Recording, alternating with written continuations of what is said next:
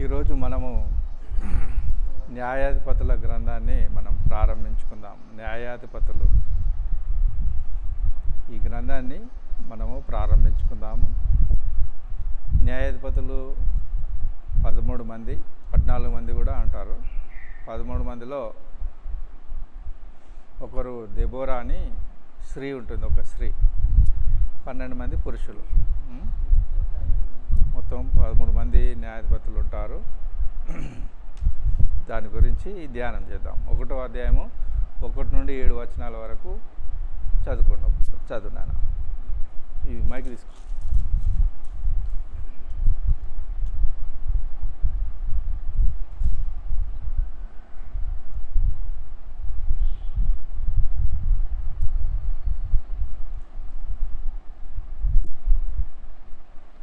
నుండి 7 వచనాల వరకు.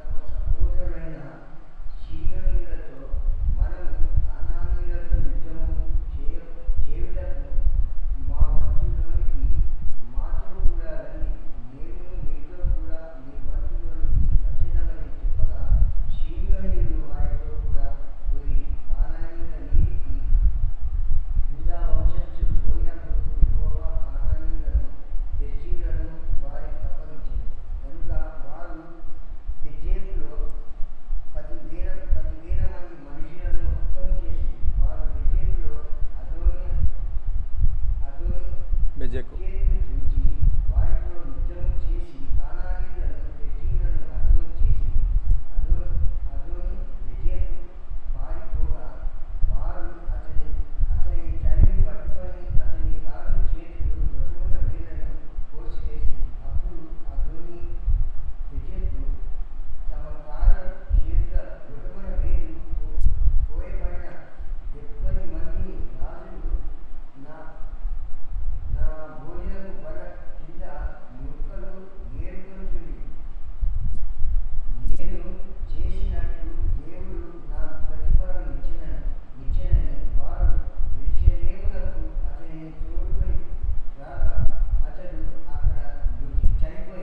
అంతే చాలు.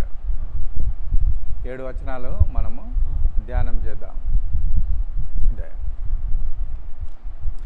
యెహోషువ, ఇక్కడ యెహోషువ ఉంటాడు. ఇది యెహోషువ ఎవరి తర్వాత ఈయన లీడర్షిప్ తీసుకుంటాడు? మోషే మంచి లీడర్. ఇస్రాయేల్ అందరికీ మంచి లీడర్ ఎవరంటే మోషే సాత్వికుడు, మిక్కిలి సాత్వికుడు. ఎందుకు సాత్వికం వచ్చింది ఆయనకు?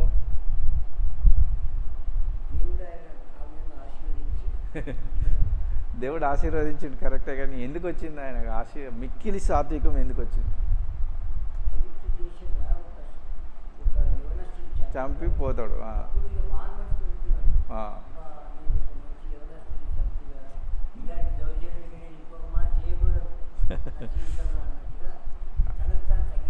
అయితే ఆయన 40 సంవత్సరములు, ఒక 40 సంవత్సరములు ఆయన బాల్యం నుండి 40 సంవత్సరములు విద్యను అభ్యసిస్తాడు. 40 సంవత్సరములు, ఎన్ని సంవత్సరములు? మిద్యాను అరణ్యంలోకి వెళ్ళిపోతాడు. మిద్యాను అరణ్యంలో 40 సంవత్సరములు పట్టుకుంటాడంటే చాలా ఘోరం అది. నేను 5 సంవత్సరాలకే చచ్చిపోయినా. 5 సంవత్సరాలకే ఒక్కడే ఉంటాడు. ఒక్కడే. గొర్రెలు ఈయననే, ఆ గొర్రెలు ఈయననే. అందుకోసమే మే మే అని అంటే ఆ గొర్రెల శబ్దం విని వాటి శబ్దంలాగానే అని ఆయన నాలుక మాంద్యం అయిపోయింది. ఆయన బాల్యంలో 40 సంవత్సరం ఎట బతికిండు. ఆయన గొప్ప గొప్ప స్పీచ్లు ఇచ్చిండు. పెద్ద పెద్ద పెద్ద పెద్ద రాజులతోని గొప్ప గొప్ప స్పీచ్లు ఇచ్చాడు. అయితే ఈ 40 సంవత్సరములు ఆయన మ్యా మ్యా మ్యా అని నాలుకే మాంద్యం అయిపోయింది. ఆయన సాత్వికము అట్లున్నారు. 40 సంవత్సరములు ఆయనను అక్కడ పెట్టిండు దేవుడు, అరణ్యంలో పెట్టిండు. అయితే మళ్ళీ 40 సంవత్సరములు ఏం చేసిండంటే, నువ్వు రా బిడ్డ, నువ్వు రా అని తీసుకొని ఈ ఐగుప్తు దేశానికి తీసుకొచ్చి ఇశ్రాయేల్ అందరినీ విడిపించాడు. అప్పుడు ఈయన చూస్తాడు, ఈయనకు లీడర్షిప్ ఎవరికి ఇవ్వాలి అనేది ఈయనకు తెలుస్తుంది, మనకు తెలుస్తుంది. మనం తర్వాత మన లీడర్షిప్ ఎవరు అనేది మనకు తెలుస్తుంది. అయితే ఈ యెహోషువ కంటపడతాడు ఆయనకు. యెహోషువ మోషే కంట్లో పడతాడు అన్నట్టు. యెహోషువ ఎట్లా అంటే, నువ్వు లేనంటే లేస్తాడు, కూర్చోంటే కూర్చుంటాడు, యుద్ధానికి ఉమ్మంటే పోతాడు, ఉండమంటే ఉంటాడు. అంతే, దేవుని మాట చెప్పునే ఆయన యెహోషువ కలుపుతాడు. ఆయన ఎన్ని సంవత్సరములు, 45 సంవత్సరములు వయసు గలవాడు ఈ మోషేతో కలుస్తాడు. మోషేతో 40 సంవత్సరములు ఉంటాడు. మోషే తర్వాత 25 సంవత్సరాలు బతుకుతాడు. మొత్తం ఎన్ని సంవత్సరాలు? కాదు 45 సంవత్సరాల వయసు గలవాడు మోషేతో కలుతాడు. కలిసినప్పుడు మోషేను ఈయన 40 సంవత్సరములు ఇశ్రాయేలును అరణ్యంలో నడిపి 85 సంవత్సరాలు. 85 సంవత్సరాల మోషే చనిపోయిన తర్వాత ఈయన 25 సంవత్సరాలు బతుకుతాడు. 110 సంవత్సరాలు ఆయన 110 సంవత్సరాలు బతుకుతాడు. ఆయన పేరేంటిది? ఆయన పేరు యెహోషువ. నంబర్స్ సంఖ్యాకాండము 13వ అధ్యాయము 16వ వచనం చూస్తాం. సంఖ్యాకాండము 13వ అధ్యాయము 16వ వచనం.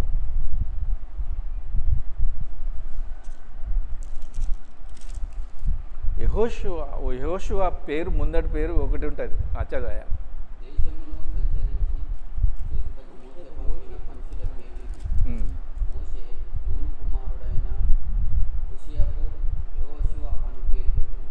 ఏం పేరు పెట్టిండు ఆయన పేరు? ఆయన పేరు ఏం పేరు ఉండే ముందు? ఓషయ ఉంటే ఆయన ఏం చేసిండంటే, ఈ యెహోషువ అని పేరు పెట్టాడు. మోషే పెట్టిండు ఆయన పేరేంటిది? ఓషయ మార్చి యెహోషువ అని పేరు పెట్టాడు. యెహోషువ మృతి పొందిన తర్వాత ఇశ్రాయేలీలు కానానీయులతో యుద్ధం చేయుటకు తమలో ఎవరు ముందుగా వారి మీదికి పోవలసినదిగా యెహోవా తెలియజేసినట్లు ప్రార్థన చేసి. ఎంత మంచి సమాజం ఇది! ఈ మోషే చనిపోయిన తర్వాత మనం ఎవరి మీదకి యుద్ధం పోవాలి? ఎవరు పోవాలి? ఈ కనానీయులతో యుద్ధం చేయాలి, కరెక్టే. కానీ ఎవరు పోవాలి? ముందుగా ఎవరు పోవాలని ప్రార్థన చేస్తున్నారు. వాళ్ళు ఏం చేస్తున్నారు? ప్రార్థన చేస్తున్నారు. ప్రార్థన చేసిన తర్వాత ఎవరు పోవాలని, అది దేవుని యొక్క చిత్తం. అని ప్రార్థన చేయడం అనేది దేవుని యొక్క చిత్తం అన్నట్టు. యెహోవా ఆ దేశమును యూదా వంశస్థులకు ఇచ్చిన యూదాకి ఇచ్చిండు అన్నట్టు. యూదా వంశస్థులకు ఇచ్చిండు అన్నట్టు. యూదా వంశస్థులకు ఇచ్చి ఉన్నాను అంటే, యూదా ఇప్పుడు 12 మంది గోత్రాలు, అందులో ఒక గోత్రము యూదా వంశస్థులు పోవాలని సెలవిచ్చాను. అప్పుడు యూదా వంశస్థులు తమ సహోదరులైన షిమ్యోనీయులతో, మనము కనానీయులతో యుద్ధం చేయుటకు వంతులోనికి మాతో కూడా రండి, మేము మీతో కూడా మీ వంతులోనికి వచ్చదమని చెప్పగా షిమ్యోనీయులు కూడా పోయిరి. ఈ షిమ్యోను యూదా ఏంటిది అన్నట్టు? వీళ్ళిద్దరు అన్నదమ్ములే, కానీ తల్లులు వేరే కదా. అంటే వీళ్ళు ఒక తల్లికే పుట్టినవారు.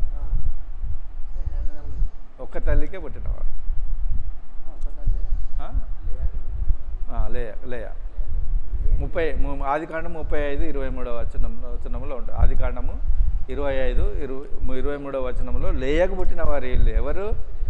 యూదాను, షిమ్యోను లేయాకు పుట్టినవాడు. ఇశ్రాయేలు లేయాకు పుట్టినవాడే. ఇప్పుడు లేవి కూడా లేయాకు పుట్టినవాడు. 4 లేయాకు పుట్టినవారు. అయితే ఈ షిమ్యోనీయులు వారితో పోతారన్నాడు. కనానీయుల మీదకి యూదా వంశస్థులు పోయినప్పుడు యాహోవా కనానీయులను పెరిజ్జీయులను వారికి అప్పగించాను కనుక వారు బెజెకులో 10,000 మంది మనుషులను హతము చేసిరి. ఎంతమందిని? 10,000. బెజెకు ఈ ఈ ఈ కనాను దేశంలో ఎంతమంది ఉంటారు? 6 ఉంటారు. కనాను దేశంలో నిర్గమకాండము 3వ అధ్యాయం 17వ వచనంలో చదివితే అది తెలుస్తుంది. నిర్గమకాండము 13వ అధ్యాయము 3వ అధ్యాయము 17వ వచనంలో ఈ కనానీయులు పెరిజీయులు యూబిసీయులు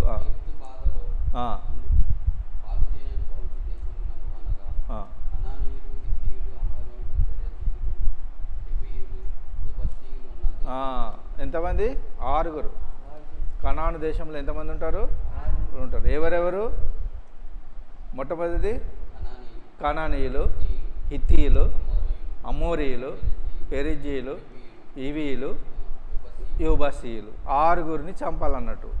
అయితే యూదా వంశస్థులకు కనానీయులు, పెరిజీయులను చంపే అవకాశం ఇచ్చినాడు. కనానీయులను, పెరిజీయులను చంపే అవకాశం ఇచ్చినాడు. అయితే వాళ్ళు బెజెకులో 10,000 మందిని చంపినారన్నట్టు. ఇంకా 4 ఉంటారు. ఇప్పుడు కనానీయులు, పెరిజీయులు అన్నట్టు. వారు బెజెకులో అదోని బెజెకును చూచి వానితో యుద్ధం చేసి కనానీయులను, పెరిజీయులను హతం చేసినారన్నట్టు. అదోని బెజెకు పారిపోగా వారు అతన్ని తరిమి పట్టుకొని అతని కాలు చేతులు బొటన వేలును కోసివేసిరి. అయితే అప్పుడు అదోని బెజెకు తమ కాళ్ళు చేతులు బొటన వేలులను కోయబడిన 70 మంది రాజులను నా భోజనపు బల్ల కింద ముక్కలు ఏరుకొని చుండిరి అని చెప్తున్నాడు అన్నట్టు. అదోని రాజు అదోని బెజెకును ఏమంటున్నాడు? నా రాజ్యంలో రాజులు 70 మందిని నేను కోసిన, ఇప్పుడు నన్ను కోసిండ్రు, దేవుడు నాకు చూపిస్తుండు అని అనుకుంటాడు అన్నట్టు. నేను చేసినట్లే దేవుడు నాకు ప్రతిఫలం ఇచ్చాను అనెను. వారు యెరూషలేమునకు అతన్ని తోడుకొని రాగా అది అక్కడ చనిపోయాను. ఎందుకు? ఆ కాళ్ళు చేతులు నరికేసిన రక్తం అంతా పోతుంది అన్నట్టు. రక్తం అంతా పోయి ఎక్కడికి పోతాడు? చనిపోతాడు.